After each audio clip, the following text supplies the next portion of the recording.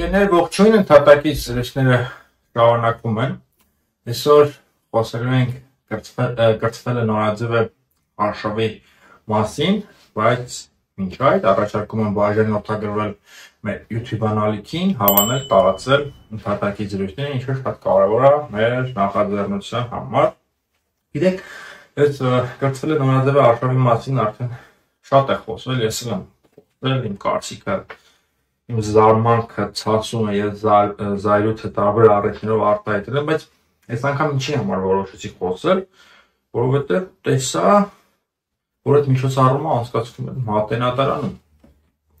ինչը իսկապես չէր կարող զայրույթ չառաջացնել, ինչը էլի յանից ներկայացնում Մատենադարանը, դա աշխարհում բավականին հայտնի լրջագույն գիտահետազոտական կենտրոն է, աշխարհի խոշորագույն միջնադարագիտական կենտրոններից մեկն է եւ այս առումով Մատենադարանը ինչ-որ մատ ղզյակ է մեր երկրում, իսկապես իր մարդկանցով, իր արժեքներով, իր ավանդույթներով, Մատենադարանը լուրջ տեղ է ընդհանրապես եւ այդ տեղին, այդ հաստատությանը, այդ գաղափարին հիմա պետք է պատկառանքով վերաբերվել, այնտեղ հիմնականում լուրջ մարդիկ են աշխատում, լուրջ կրթությամբ, նրանց յուրաքանչյուրը երևի 5-ից 6 լեզու գիտի, մեծ մասը արևելագետներ են, միջնադարագետներ, ձեռագրագետներ, մատենագետներ, այսինքն այս մասնագիտությունների համար լուրջ պատրաստություն է պետք եւ ամեն մարդ չի կարող այդ ոլորտում աշխատի կամ լինի այդ համայնքի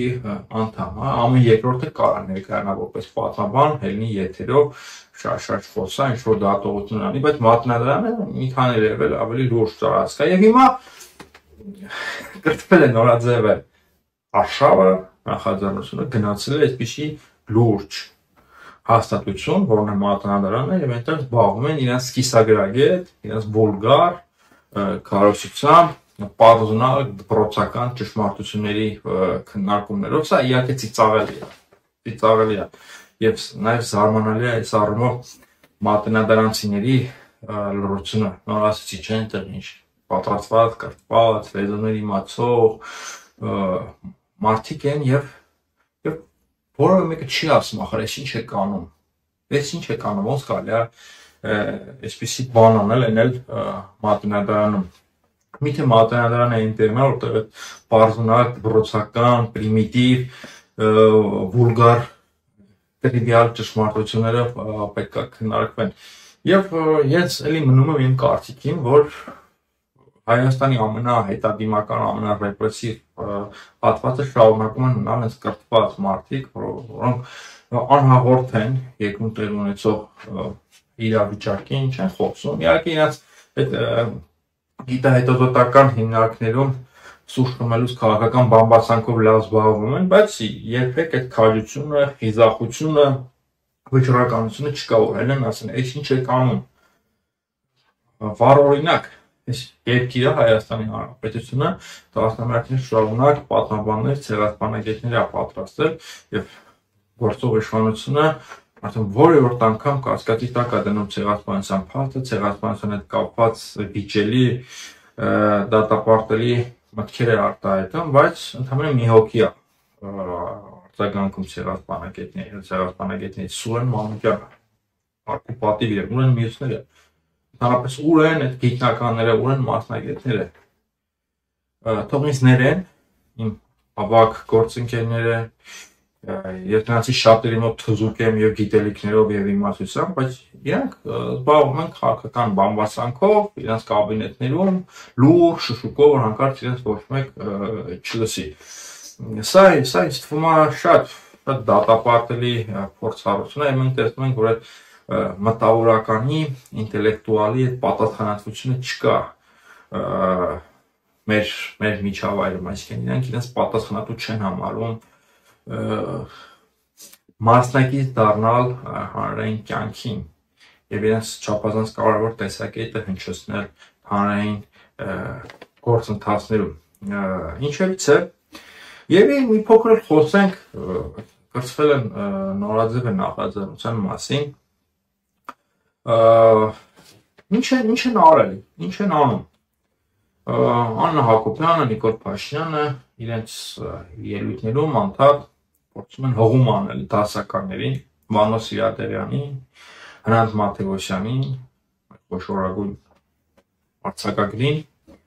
Մովսես Խորենացուն, Հովհաննես Թումանյանին, Ավետիք Իսահակյանին, Եղիշե Չարենցին, հատկապես Երկիր Նայիրի վեպին, այսինքն ինչ են էլի անում։ Իմ խորին համոզմամբ փորձում են ներկա արդիությունը բացատրել անցյալի միջոցով եւ այն ինչ որ կատարվում է հիմա մեր օրերում, այս խայտարակությունը, ողբերգությունը, Արցախի կորուստը հիմնավորել անցյալի դասականների միջոցով։ Այ Մովսես Խորենացին գրել է ողբը, հանրային տարբեր շերտերի քննադատել է, որ բացասական բաներ ա գրել, դրա համար մենք կորցրեցինք Արցախը, պարտվեցինք պատերազմում, դրա համար մեր պետությունը չի կայացել։ Եղիշե Չարենցը գրել է Երկիր Նայիրին, Հրանտ Մաթևոսյանը, Վանո Սիրադեղյանը, Հովհաննես Թումանյանը ասել է, որ մենք փտած ենք ներսից, այսինքն իրենք այս ամեն ինչը, իրենց բերած պարտությունը, իրենց բերած աղետը փորձում են հիմնավորել Վանոյով, Վանոյի շակերտների մեջ մարգարեություններով, Վանոյի հրապարակախոսությամբ, Հրանտ Մաթևոսյանի օգնությամբ, Մովսես Խորենացու եւ այլն, բայց իմ խորին համոզմամբ այս մարդիկ չեն կարդացել հայ գրականություն եւ իմաստ չունի, ես դրա մասին արդեն գրել եմ, իմաստ չունի ողբից ցիտատներ բերել, իմաստ չունի ողբը կարդալ, եթե դու հանրապես չես կարդացել Մովսես Խորենացի, որտեղ ողբին նախորդում են մի քանի գլուխներ Մովսես Խորենացու, ողբը ինքնին առանձին որպես ստեղծագործություն իմաստ եւ արժեք չունի առանց նախորդ գլուխների, այսինքն Մովսես Խորենացու հայոց պատմությունը ինքնին ամբողջական աշխատություն է եւ ողբը առանց այս ամբողջականության իմաստ չունի, բայց իրանք հենց բերում են այդ ողբի հատվածը եւ դա փորձում են փաթաթել մեր ժողովրդի վզին ներկայացնելով որպես մեր անհաջողությունների եւ պարտությունների պատճառ, իրենց բերած անհաջողությունների եւ իրենց պարտադրած պարտությունների պատճառ եւ նաեւ դիմում են կեղծիքների, այսինքն մտքեր են վերագրում Հրանտ Մաթևոսյանին, իդեպ Հրանտ Մաթևոսյանի որդին Դավիթ Մաթևոսյանի ավագ ընկերը շատ տիպուկ արձագանքել էր, երբ որ այնտեղ մեջբերումների շփոթ էին արել, Վանո Սիրադեղյանի միտքը վերագրել էին Հրանտ Մաթևոսյանին, իդեպ այն նույն Վանո Սիրադեղյանի գործի այդ հատվածն էին ձևախեղելու վերագրել Հրանտ Մաթևոսյանին, որը տպել է իրար թերթում, այսինքն մարդիկ խաբար չեն թե ինչ են ժամանակին տպել եւ խաբար չեն, թե հիմա իրանք ինչ են մեջբերում, իրանք կիսագրագետ են, իրանք տարական հղում անել չգիտեն, իրանք ոչինչ չեն կարդացել, Մովսես Խորենացի չեն կարդացել, նորմալ Չարենց չեն կարդացել, Հրանտ Մաթևոսյան չեն կարդացել եւ հիմա այդպես ինչ որ փորձում են շահարկել անցյալի դասականներին, անցյալի մեծերին, այսինքն անցյալից մեր վրա տաղ են էլի բերում։ Ու այն բանով այն տրամաբանության մեջ, որ իբրև թե Հրանտ Մաթևոսյանը, Վանոն, Թումանյանը, Չարենցն են եղել այն հայացքի կամ այն աշխարհայացքի կրողը, որի կրողն են հիմա Աննա Հակոբյանը եւ Նիկոլ Փաշինյանը, բայց սա էլ է էլի մոլորություն, սա էլ է սուտ, որովհետեւ նույն Հրանտ Մաթևոսյանը, նույն Վանո Սիրադեղյանը չէին կարող նույն աշխարհայացքի կրողը լինել, ինչ Նիկոլ Փաշինյանը։ Հենց վերցնենք Վանո Սիրադեղյանի, հա, այդ հատվածը, որ մի նորմալ պարտվել է չսովորեցինք, ես հիմա չեմ ուզում մեկ բերումներ անել, Վանո Սիրադեղյանը ով Նիկոլ Փաշինյանի պես պարտության պաշտամունքով չի զբաղվել, իդեպ Վանո Սիրադեղյանը չէր կարող այդ հաղթանակը ստվերել, խոսքը 90-ականների պատերազմի մասին է, 90-ականների հաղթանակի մասին է, որովհետև այդ հաղթանակը, պատերազմում հաղթանակը եղել է նաև Վանո Սիրադեղյանի շնորհիվ, առանց Անոս Սիրադեղյանի, առանց նրա հաստատած ներքին կայունության, առանց նրա վճռականության, դժվար թե անկայուն քաոսի մատնված Հայաստանը կարող էր հաղթել պատերազմը, իսկ Հայաստանը Ադրբեջանից տարբերվում էր ինչով, որ ինքը այդ Հայաստանի պարագայում անցումը շատ սահուն տեղի ունեցավ խորհրդային կարգերից դեպի անկախություն, այսինքն Ադրբեջանի Վրաստանի պես ներքին քաղաքացիական պատերազմի կրիմինալի օրձանուտի մեջ մենք չթաղվեցինք եւ հենց դա մեզ օգնեց, որ մենք կարողանանք հաղթել պատերազմը եւ Վանոն չէր կարող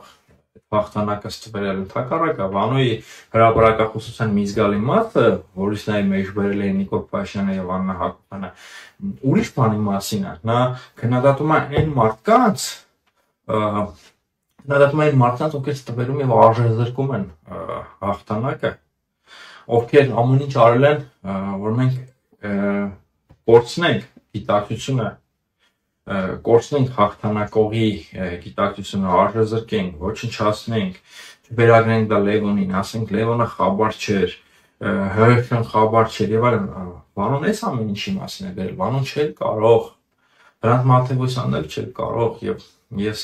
իհարկե ինձ իրավունք չեմ վերապահում նրա անունից խոսալ, բայց որքանով որ ծանոթ եմ Հրանտ Մաթեւոսյանի գործերին, կարծում լավ ծանոթ եմ, որքան ծանոթ եմ նրա հրապարակախոսությանը, հատկապես ստեղծագործություններին, Հրանտ Մաթեւոսյանը ընդհանրապես ինչ հայացքով էր նայում այդ զարգացումներին, ինքը որպես հայ գրող, որպես խոշոր գրող, միգուցե իրեն առանձնահատուկ էր համարում, որտեղ իրեն բախտ էր վիճակվել տեսնել անկախ Հայաստանի կայացումը, անկախ Հայաստանի հռչակումը, Ղարաբաղի ազատագրումը եւ այլն։ Եվ Հրանտ Մաթեւոսյանի համար այս ամենը շատ կարևոր է եղել եւ վստահաբար շատ կարևոր է եղել, որտեղ ինքը իրեն դիտարկելով այդ հայ գրողների մեծ ավանդույթի մեջ կարող էր իրեն եւ նաեւ մյուս գրողները իրենց բացառիկ զգալ, հայ գրականությունը կարող էր իրեն բացառիկ զգալ, որովհետեւ ինքը 20-րդ դարի վերջում եւ 21-րդ դարի սկզբում դրսևորվում էր հնարավորություն ուներ դրսևորվել անկախ, հաղթանակած, կայացած երկրում։ Եվ հիմա Նիկոլ Փաշինյանը, Աննա Հակոբյանը եկել հեղինակներին վերցրել են եւ ուզում են ծառայեցնել իրենց պարտությունը, իրենց ստորակար գաղափարախոսությունը հիմնավորելու համար։ Հրանտ Մաթեւոսյանը, Վանո Սիրադեղյանը, Հովհաննես Թումանյանը, Երգիշ Չարենցը եւ Մովսես Խորանացին եւ մյուսները այս ամեն ինչի հետ կապ չունեն, թողեք հանգի եւ տարբեր առիթներով, տարբեր իրավիճակներով նույն Վանո Սիրադեղյանը, նույն Չարենցը, նույն բոլոր գրողները, այդ թվում եւ Դերնիկ Դեմիրճյանը ինչ որ ունեն քննադատական գործեր, ունեն անցյալի հետ կապված արձագանքներ, ակնարկներ, բայց չի կարելի միտքը կոնտեքստից կտրել եւ վերել փաթաթել է ժողովրդի վզին։ Չի կարելի, այսինքն խորենացում միտքը կոնտեքստից կտրում են, փաթաթում են ժողովրդի վզին, ասում դու տենց ես, դրա համար կրվել։ Պատերազմ։ Սա փակուղի է, սա ոչ միտեղ չտանող միջավայր է, ես նորից եմ ասում, Նիկոլ Փաշինյանը եւ Աննա Հակոբյանը ստեղծում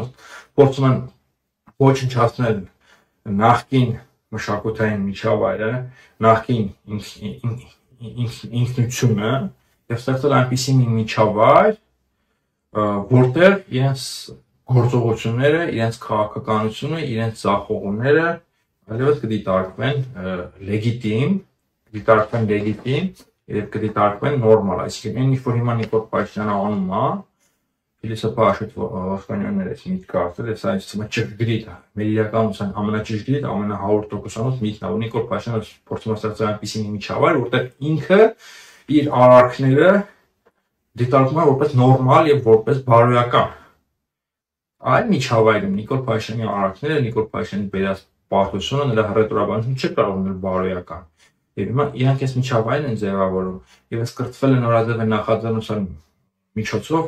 փորձում են այս միջավայրի համար նոր մարդու տիպ ստեղծել, նոր մարդու կերպար ստեղծել, հայ մարդու նոր կերպար, որը ունենա տարբերվող աշխարհայացք, տարբերվող գաղափարախոսություն,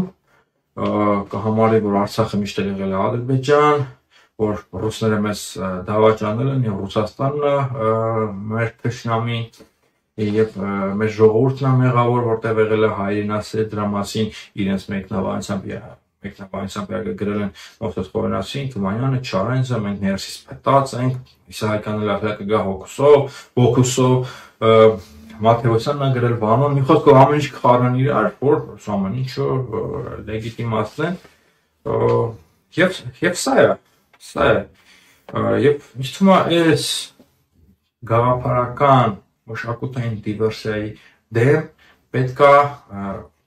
պայքարել, որովհետեւ մենք կարող ենք շատ ավելի վատ հանգրվանի հասնել, քան օրինակ Արցախի կորուստն է, որովհետեւ միշտ ներքին մարտահրավերները ավելի կարևոր են, քան արտաքին մարտահրավերները, որովհետեւ եթե ներքին մարտահրավերներին չես կարողանում դիմադրել, ներքին մարտահրավերները չես կարողանում չեզոքացնել, արտաքին մարտահրավերների նկատմամբ դառնում ես անպաշտպան, եւ հիմա հենց սրանից ելնելով է, որ առաջին նախագահը պնդում եւ հիմնավորում, որ մեր ամենամեծ մարտահրավերը Ադրբեջանից ավելի վտանգավոր մարտահրավերը Նիկոլ Փաշինյանն է, մոտավոր մեջբերեցի, ոչ թե նրա համար, որ Ադրբեջանը ավելի բարի է, Նիկոլ Փաշինյանը ավելի չէ, ուղղակի Նիկոլ Փաշինյանով, Նիկոլ Փաշինյանի բերած համակարգով մենք ավելի անպաշտպան ենք, ավելի թույլ ենք եւ չենք կարող դիմադրել Ադրբեջանին։ Առաջին նախագահը հենց դա նկատի ունի։ Եվ պատերազմից, հարձակումից, հրթիռակոծությունից, հրետանու հարվածներից ավելի վտանգավոր է այս մշակութային դիվերսիան, որովհետև այդ հրետանային հարվածը բերում է ավերածություններ, պատերազմը, բայց այս մշակութային դիվերսիան, այս մշակութային հրետակոծությունը ավերում է մարդու բանականությունը, ավերում է մարդու հոգին, մարդուն դարձնում է ցինիկ, մարդուն դառնում է բոլոր արժեքները մերժող եւ օրվա հացով ապրող